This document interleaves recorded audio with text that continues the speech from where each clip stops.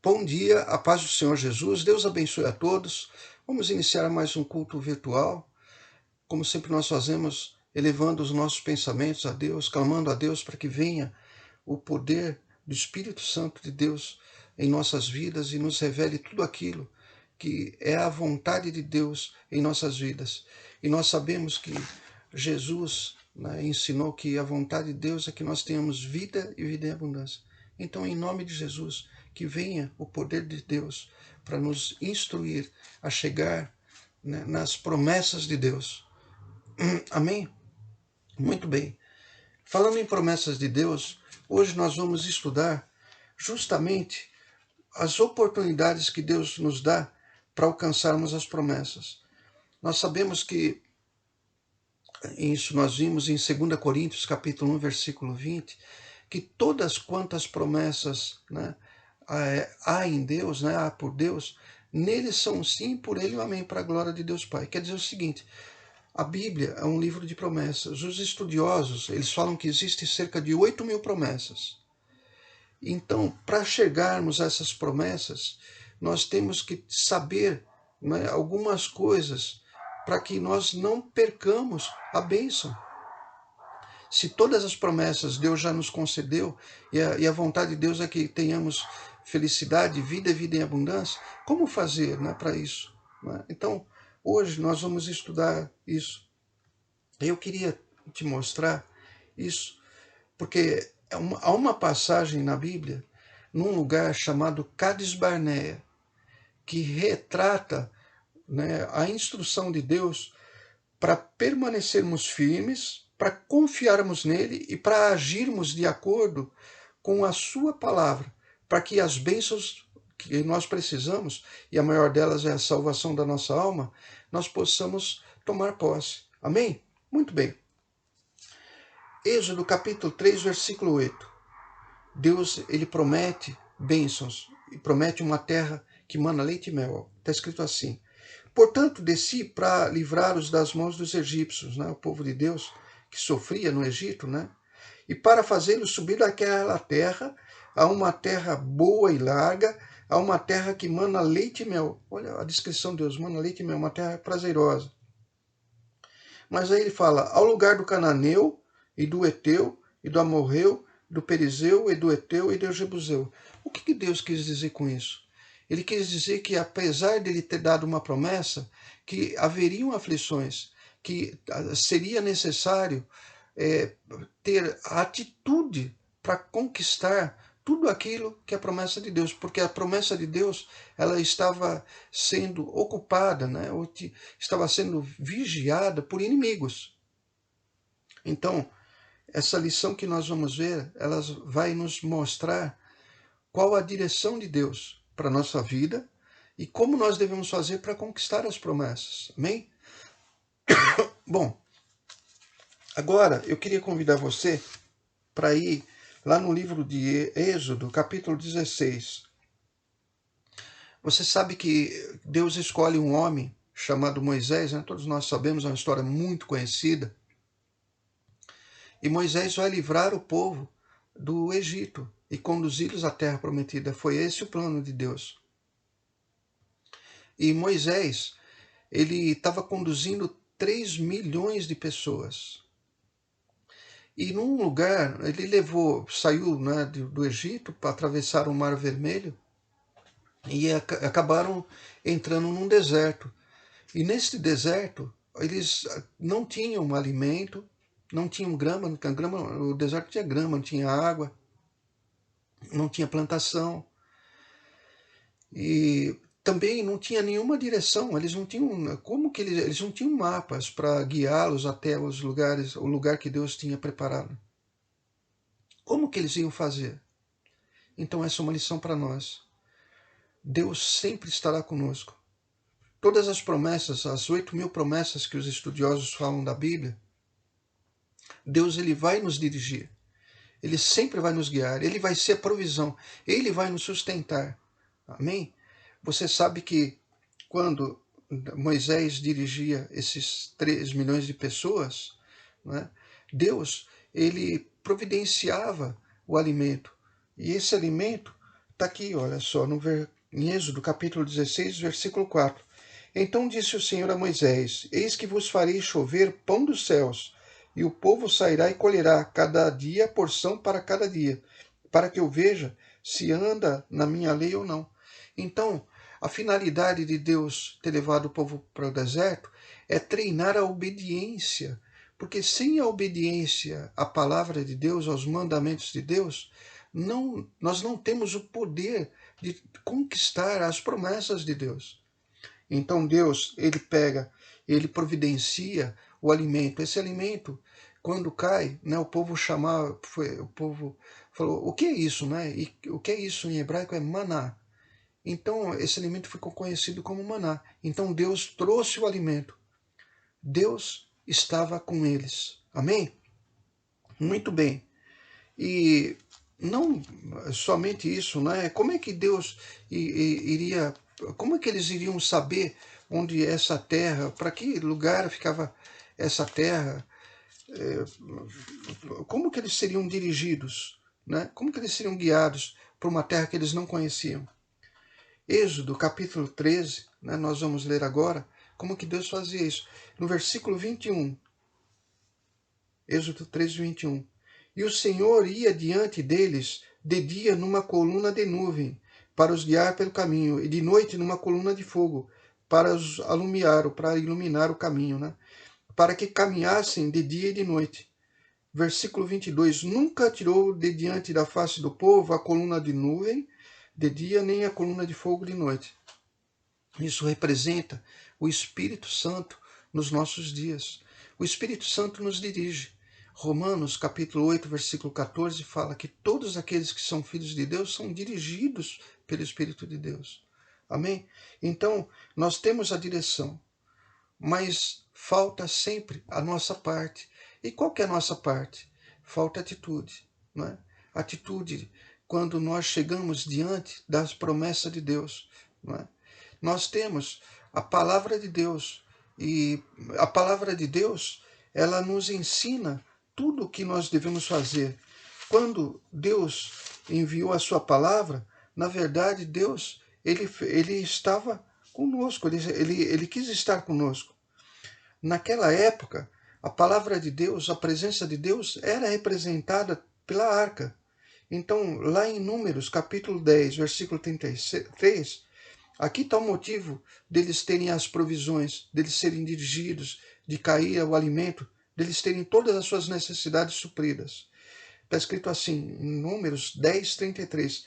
Assim partiram do monte do Senhor, caminho de 3 dias, e a arca do concerto do Senhor caminhou diante deles, caminho de 3 dias, para lhe buscar o lugar de descanso. Deus está conosco, através da sua palavra. A presença da arca é a própria presença de Deus. Então a presença de Deus ia à frente deles. Deus, ele tinha a preocupação de estar sempre à frente para providenciar tudo o que o povo precisava. Não é? Muito bem. E o povo, então, ele é orientado a buscar a terra prometida, não é? Ele fica no deserto, né, num período de 1 ano, o povo ele fica sendo ensinado, instruído, Deus traz as leis para Moisés, e por volta de 2 anos, então o povo fica sendo preparado por Deus, treinado à obediência. E aí, finalmente, eles vão sair do Sinai, do deserto, em direção, né, à Terra Prometida. E eles vão parar, justamente atravessar um deserto chamado Parã, e vão parar numa terra que fica ao sul da Terra Prometida, né? Uma terra com o nome de Cades Barnea. Fica ao nordeste, na verdade, do Mar Vermelho, né, na península, né, acima do Mar Vermelho, né, acima da península onde fica o Monte Sinai e tal. Esse lugar era exatamente o lugar onde eles chegariam e se preparariam para tomar posse da bênção. Era o momento em que eles estariam, né, sendo preparados, né, e foram preparados para, chegando lá, tomar a posse da bênção, receber tudo aquilo que Deus tinha preparado. Eles levaram, né, eu queria que você visse Isso. Eles levaram 11 dias para chegar. Eu queria que você abrisse sua Bíblia, né, em Deuteronômio, só para te mostrar uma coisa. Eu queria que você visse e lesse. Deuteronômio, capítulo 1, versículo 2. 11 jornadas ou 11 dias desde Horebe, ou Monte Sinai, caminho da montanha de Seir até Cades Barnea. Então eles levaram 11 dias, tudo preparado, tudo bem. 11 dias foram para lá. Eu tenho certeza que eles foram alegres no caminho, sabe, a certeza, Deus estava com eles sabiam que Deus estava conduzindo tudo, assim como nós, quando nós nos entregamos nossa vida para Jesus, motivo de muita alegria, o primeiro amor, a gente começa a ter uma paz que nunca nós tínhamos experimentado, a certeza de que Deus está conosco, a certeza da vida eterna. Todas as promessas de Deus, nós sabemos que são por Ele sim, por Ele amém, como nós dissemos em 2 Coríntios 1:20. Nós sabemos que Deus supre todas as nossas necessidades. O apóstolo Paulo fala isso em Filipenses capítulo 4, versículo 19, né? Que ele fala que todas as nossas necessidades são supridas em glória, né, por Jesus, né? E então o povo estava alegre até chegar em Cades Barnea e eles resolvem querer olhar a terra. Então Deus fala assim: vocês querem olhar a terra? Tudo bem. Então vocês vão escolher um representante de cada tribo, né? Eram 12 tribos. Então lá em Números capítulo 13, você pode ler isso, né? E aqui nessas 12 tribos, eu queria ressaltar duas tribos que foram representadas. Então, sempre o príncipe, o principal de cada tribo, ele foi separado para visitar essa terra, né? Porque o povo queria ver a terra antes, né? Então, no versículo 6 fala assim: da tribo de Judá, Calebe. No versículo 8, da tribo de Efraim, Oséias. Oséias, que também é conhecido como Num. Se você for mais um pouquinho para frente, não é? Você vai ver que lá no versículo 16, Moisés chama Oséias de Josué. Amém? Então, 12 espias, 12 principais que foram visitar a terra, ou sondar a terra. Desses 12, 2 eram Calebe, da tribo de Judá, e Josué, né, Oséias, da tribo de Num. Quando eles voltaram, eles viram a terra e se admiraram, né? Olha só, eles ficaram 40 dias olhando lá, sondando, né?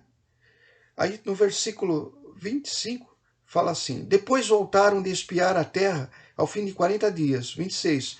E caminharam e vieram a Moisés e Arão e a toda a congregação dos filhos de Israel no deserto de Parã, a Cádiz, e tornando deram conta a eles e a toda a congregação e mostraram-lhe o fruto da terra. Então eles voltaram, né, chegaram em Cádiz e voltaram para Pará, né? E caminharam e vieram a Moisés e a Arão e a toda a congregação dos filhos de Israel no deserto de Parã. Eles chegaram no limite, né, onde eles poderiam chegar antes de entrar nas terras prometidas e voltaram. Primeiro sondaram. Quando eles voltaram, eles vieram com um relato bom. Todos eles, os 12.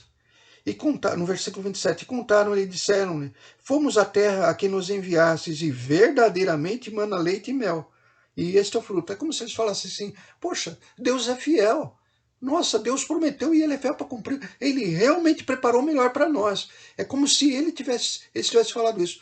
É como se nós, meditando na palavra, tendo já meditado e sabendo em nossas vidas, reconhecendo tudo que Deus fez, nós falássemos assim: nossa, Deus é poderoso. Deus é poderoso para fazer tudo o que nós precisamos. Esse foi o relato dos 12, né? Mas olha só o que depois eles vão falar no 28. 10 deles falam assim: o povo, porém, que habita nesta terra é poderoso, e as cidades fortes e muito grandes, e também ali vimos os filhos de Anak. Né? E aí eles continuam o relato. Eles chegam diante da promessa de Deus e enxergam as dificuldades. No versículo 30, Calebe, junto com Josué, não enxergaram a dificuldade, enxergaram Deus. No versículo 30, então Calebe fez calar o povo perante Moisés e disse: subamos animosamente, ou com fé, com coragem, com disposição, e possuamo-la em herança, porque certamente prevalecemos contra ela. 1 João, deixa marcado aí, mas eu queria que você fosse lá no livro de João, 1 João, lá no final da Bíblia, a primeira carta, na verdade, capítulo 4, versículo 4. Está escrito assim: filhinhos, sois de Deus, e já tendes vencido, olha só, porque maior é o que está em vós do que o que está no mundo. Não existe inimigos que não possam ser destruídos, ou pelo menos vencidos, quando nós olhamos com fé. Josué e Caleb não perderam a fé. Agora os outros 10 perderam. Não é?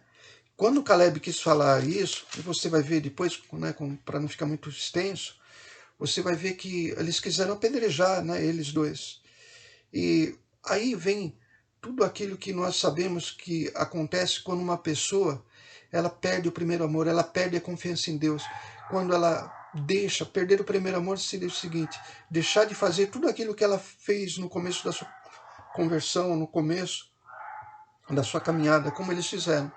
Eles perderam a confiança em Deus, aquele Deus que, como eu li, trazia maná, aquele Deus que orientava eles por nuvens, por colunas de fogo, né? E aí eles começam a murmurar contra Deus.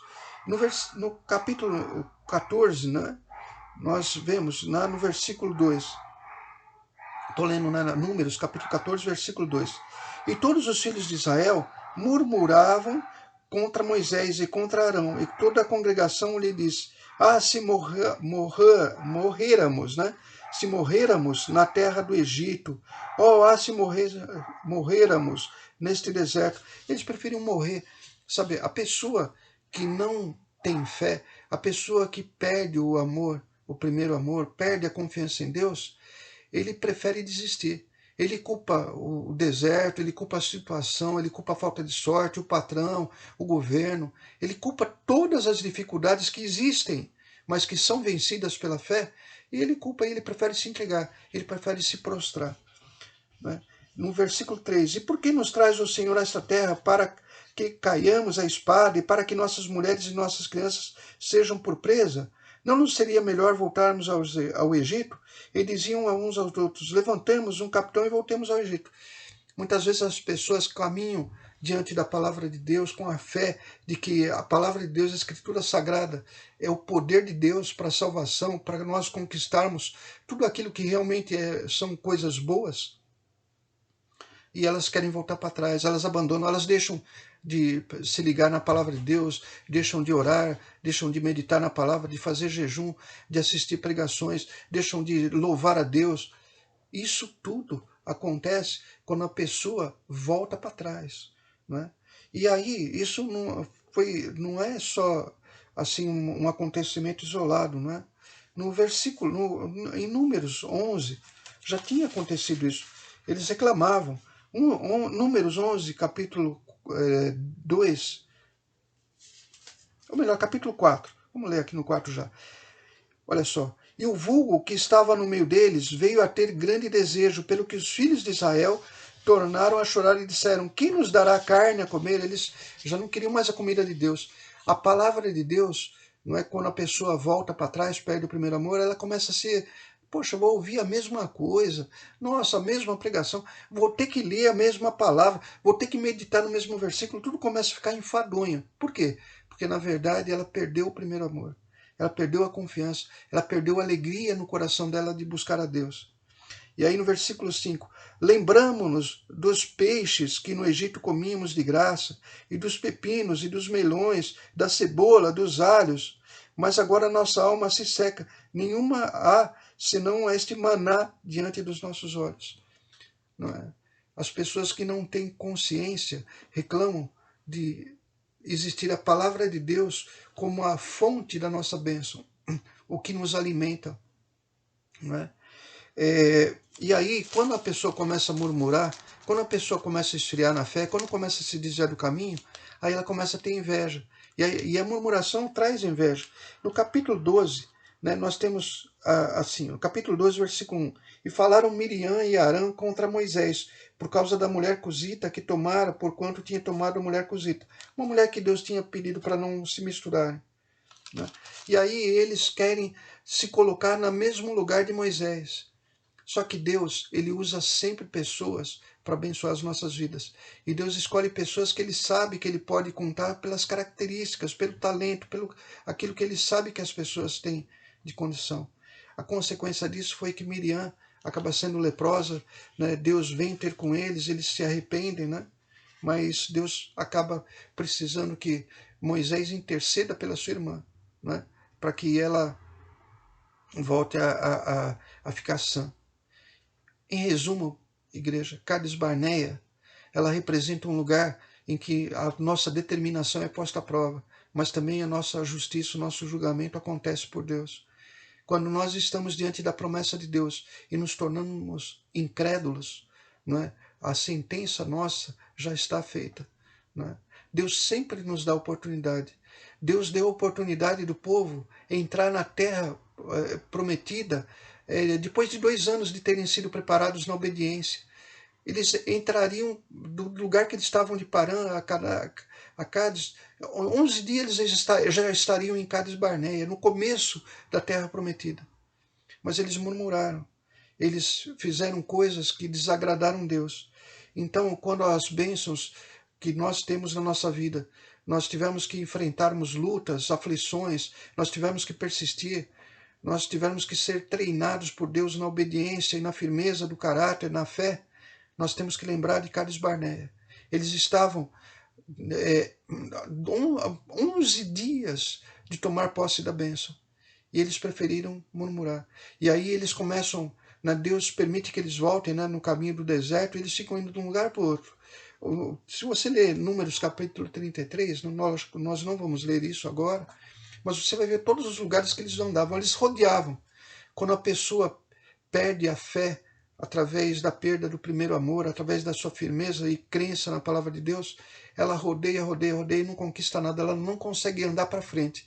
Ela dá um passo para frente e 2 para trás, um passo para frente e 2 para trás. Quando ela dá 2 para frente, ela dá 4 para trás. Ela não sai do lugar, ela fica confusa. Porque quando Deus não está na nossa frente, quando nós não estamos seguindo Deus animosamente, como disse Caleb, nós não temos força em nós mesmos para sair do lugar. Eu queria que você fosse lá em Deuteronômio, capítulo 2, nós já vamos chegar no Novo Testamento e a lição que isso traz, né? Por que essa palavra é importante para nós e tem que ser lembrada? Nós nos lembramos do Mar Vermelho, mas nós temos que lembrar de Cades Barneia também.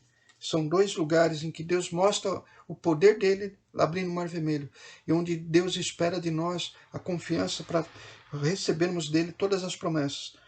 Eu estou lendo Deuteronômio, capítulo 2, versículo 14. Eu vou mostrar para vocês, olha só. E os dias que caminhamos desde Cades Barneia até passarmos o ribeiro de Zerote foram 38 anos, até que toda aquela geração dos homens de guerra se consumiu do meio do arraial, como o Senhor lhe jurara.